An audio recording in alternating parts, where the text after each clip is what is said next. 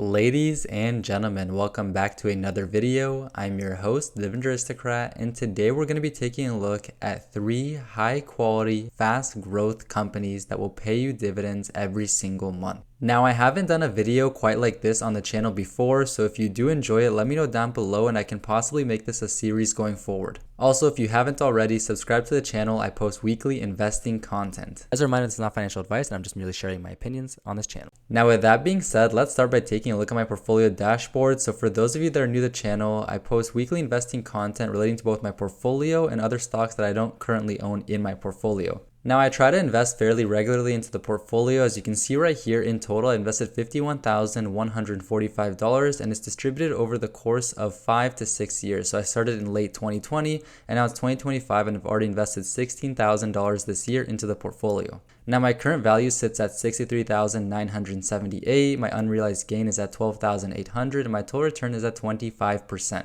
Now, I'm invested for the long run. I do sell out positions occasionally, but more often than not, I hold these positions very long term. Most of the stocks in my portfolio I've been holding since I purchased them. Now, in terms of dividend income, I have a slightly lower dividend yield at 1.65% because I'm focused on total return. I have a fairly long time horizon, and my yearly income going forward is currently $1,055, with my total dividends being earned at $1,720. Now, the way that's divided out is between these couple years right here. You can see that in 2020, I got paid out $1245, and in 2025, I've already gotten paid out $301, and we're on pace to beat this record set by 2024. Now, in today's video, we're going to be focusing on 3 separate stocks which have historically had very high growth and also high dividend growth. But because each company does pay the dividend out on a different month, for example, one company might pay out in January, the next in February, and then following one in March, then you end up getting paid dividends every single month by a different company each time. So I think we should just get right into it. So the first company I have on my list is Oracle Corporation, and I don't personally own this company within my own portfolio, but it's a fantastic company that has had some very strong growth throughout the last couple years. Now, this is not a new company. They have been around for a very long time, so they're both mature but also fast growing, which is a pretty good combination right now. Now, we can't see their performance for the past 10 years right here, but to get a better picture, let's hop into Google Finance and take a look at that.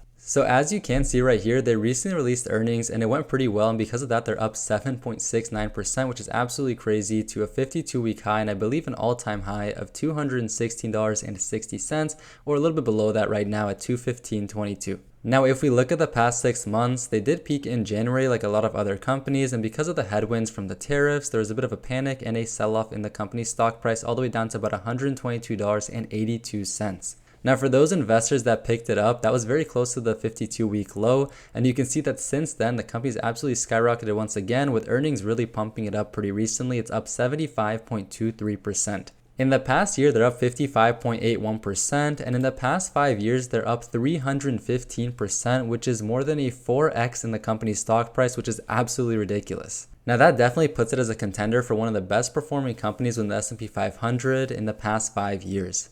Now, their current market cap sits at $603 billion, and their price to earnings ratio is at a 50, which is a little bit high, but their forward-looking price to earnings ratio is not as severe because the earnings growth is expected to accelerate going forward. Their current dividend yield is 0.93%, so this is a fairly low dividend yield, but remember, this focus of the video today is on high growth companies with fast growing dividends and not so much a high dividend yield. Now, I would like to post another video in the future covering some high dividend yielding companies that could pay dividends every single month. So if you are interested in that, definitely let me know down in the comments below. Now, in terms of dividends, just to show you guys, they do pay out on a quarterly basis. And you can see right here that they cover the January, April, July, and October payments that we're going to need for this example right here. So for some of their financial metrics, we can see everything has been growing very quickly. Their revenue per share has been growing pretty fast over time. Their earnings per share have been a little bit more all over the place, but in general, they've been trending upwards. And the same can be seen there for free cash flow per share, but of course, it's not as consistent as their revenue. Now, this company has really been able to cement itself as a key player in this whole AI race. They do have a lot of cloud infrastructure that they support, and because of that, their revenue has been increasing very quickly over the past couple years. In general, they've been using a large amount of their free cash flow to buy back their shares outstanding, so you can see how quickly it's been decreasing over time. This is one of the most ridiculous graphs I've seen in a while. That is a very steep decline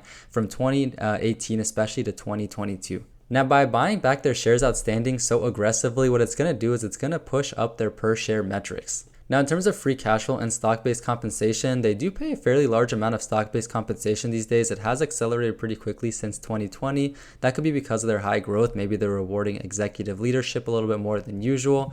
But in general, it's not that big of a proportion of free cash flow. It is getting close maybe to that 30% mark, but it's not something I'm too concerned about right now. I think they have the ability to generate more free cash flow than this going forward.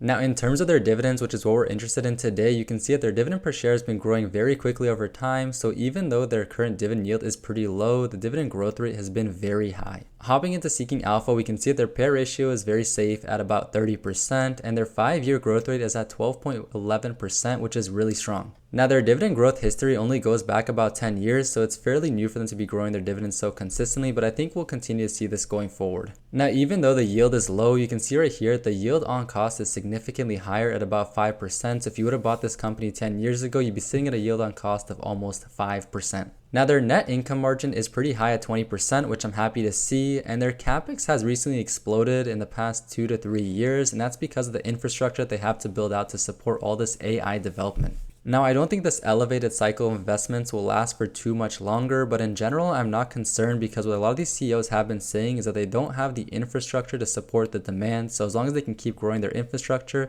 the demand is there to satiate it. They have a pretty high return on invested capital at over 10%. And so every time they're investing in CapEx, they're getting a pretty good return on that, which is good to see. Now, for our next company, we have MasterCard, which I do own myself, and I'm sure you guys know a lot about this company. It's a payment processor. Its main competition is Visa and American Express, and it's a very strong company with some very fast growth. Now, if you have made it this far into the video and are enjoying it so far, leave a like. It definitely helps out the channel a ton. Now, just quickly taking a look at their dividend history, you can see right here that it pays out in February, May, August, and November, so that fills in the gap following Oracle. Now, our last company on the list, of course, will be paying out in both March, June, September, and December, and that will clean up our 12 months for the year. Now, in terms of performance, MasterCard is actually down pretty significantly on the day at almost 5%, and the same can be seen for Visa, and that's because of the news that maybe some big retailers like Amazon and Walmart might be looking to go towards stable coins for some of their payment processing. Now, to me, this is very overblown and it's not a concern at all, but even with this decline, you can see that MasterCard is trading at a price to earnings ratio of 39.41,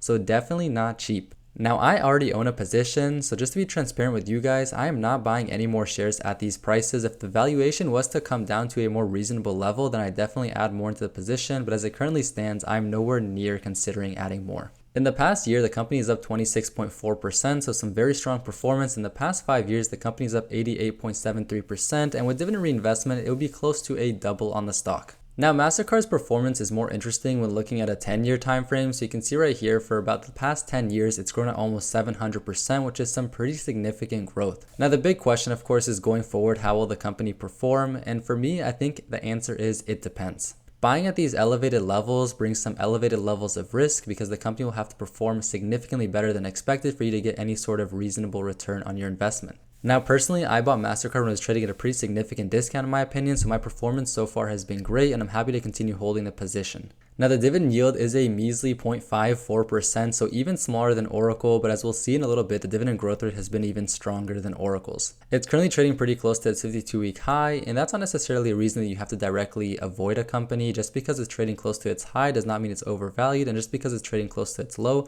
doesn't mean it's undervalued. So taking a look at my own position first, just for fun, you can see right here that my average price paid was $318, and I think that was almost 3 years ago now that I purchased the company, and the current price is at $562.03, which gives me a pretty good performance at a $251 unrealized gain, or a total return of about 78.96%, including dividends being reinvested back into the company. Now, I only own one share, unfortunately. This was one of my earlier buys in the portfolio. I used to only hold VOO, and then I started holding SCHD as well. And then when I began buying individual companies, MasterCard was my first ones, and at $400 a share, it was very expensive for me. Nowadays, if I had an opportunity to buy MasterCard, I'd probably be putting in between $2,000 to $5,000 into the company, but back then I was not able to, so I had to settle for one share. Because of that, I've only earned $7 worth of dividend income so far, and my yearly income going forward is only $3.04. Now you can see that the company's yield is very low at 0.54%, but because I purchased it at a significantly lower price, my yield on original cost is 0.96%, and my total allocation is almost 1% of my portfolio value. So in terms of some of their financial metrics, we can see that the revenue per share has been growing quickly over time, which is to be expected. That's the main focus here of these companies today. And their earnings per share and free cash flow per share are extremely consistent. It's just a beautiful graph to be looking at. There's a reason this company trades at a premium, and one of them is because of the consistency of its earnings. Now, they have been using a lot of their cash to buy back their shares outstanding. It's also been decreasing quickly over time, but outside of that, they've also been investing it back into the dividend, growing that dividend really quickly since 2013. Now, one thing that I really like to see is that stock-based compensation is minuscule compared to the amount of free cash flow they're generating. So to me, this is very insignificant. It doesn't concern me at all. It basically doesn't even make a dent into their free cash flow. Now, the problem with MasterCard and Visa, you could say, is that a lot of times they have too much cash and not enough to do with it, which is why they're able to return so much to the shareholder in the form of shares buybacks and also dividends. However, the type of business that MasterCard runs does limit a lot of times the amount of investments that they can do back into their own company. So sometimes they may use the cash to make big acquisitions of some other competitors or smaller companies. Now, in terms of net income margin, this is almost as beautiful as it gets. It's at almost 50%, which is absolutely absurd. Their overhead costs are really low, and so their profit margins are huge. The capex is really low, and it has not really been growing because of this AI super cycle, and that's because they're not really a key player in that at all. Now, if they had more areas to invest back into the company, that'd be fantastic because the return on their invested capital is huge at over 40%. This is just a fantastic company, and I really wish I would have owned more of the company and would have purchased more when I initially bought it.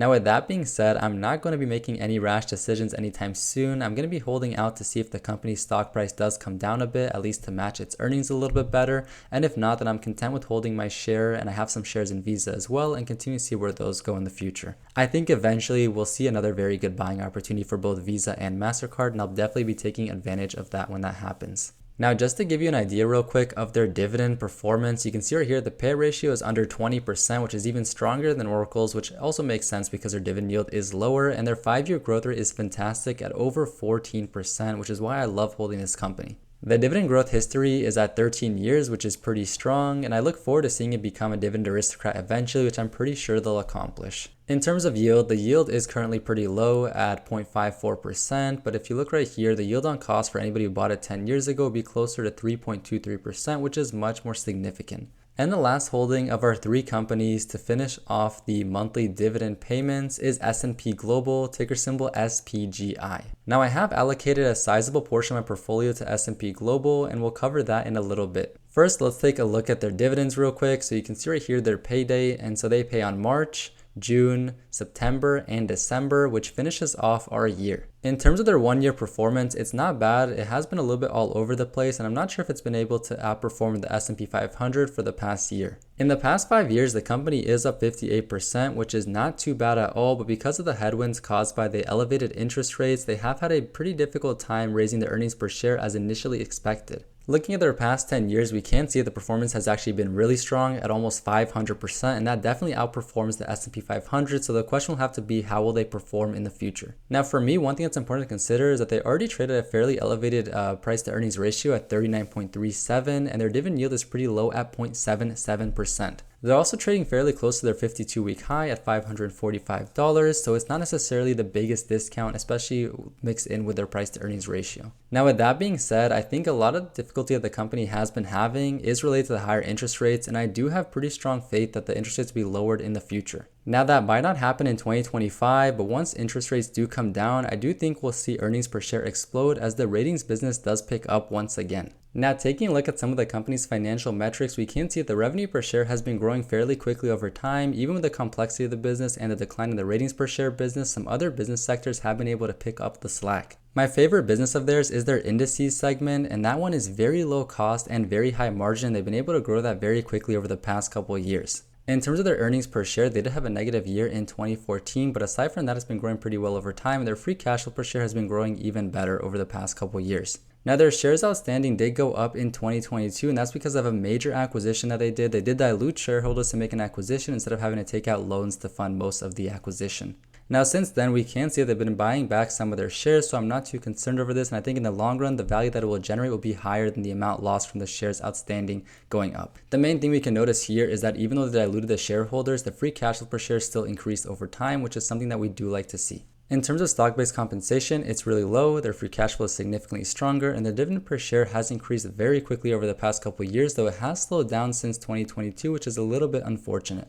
Historically, the company has had a very strong dividend growth history with dividend growth of over 51 years, making it a dividend king, and their 5-year growth rate is pretty fast at almost 10%, with a pay ratio at 22.96%, which is very safe. Now, they did slow down their dividend growth in the past couple years pretty significantly, and before that, it was growing at double-digit rates. Now, for yield on cost, their initial yield is very low at 0.77% currently, but for those who have been holding it for over 10 years, you can see the yield on cost is much higher at 3.67%, and that's because of the compounding of those dividends growing over time. Their net income margin is extremely high at almost 30%. This is a very profitable business, and their capex has remained consistent over time, which is great. Their ROIC has actually decreased in the past couple years, but it's historically trended above the 20% line, which is also pretty good. Now, real quick, in terms of my holding in the company, we can see that I paid $365.77 per share on average, and the current price is over $500 per share. In total, I was able to purchase 5 shares, and with dividends being reinvested, I own a little bit more than that, and my amount invested was a little bit under $2,000, which at the time was my biggest position, I want to say, or at least very close to it.